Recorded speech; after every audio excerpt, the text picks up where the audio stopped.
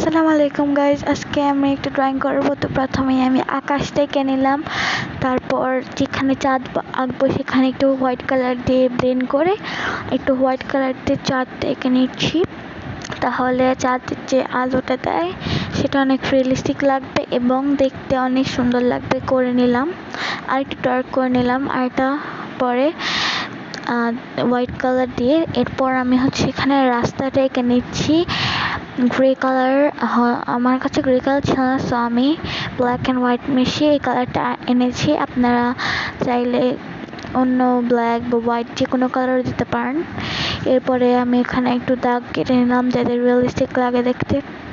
এরপরে সাইডগুলোতে একটু black colour দিচ্ছি, যেহেতু রাতের ভিউ সেহেতু ব্ল্যাক কালার দিলে সুন্দর লাগবে। দিন হলে গ্রিন কালার দিতাম। দুপাশেই এভাবে ব্ল্যাক কালার দিয়ে দিলাম।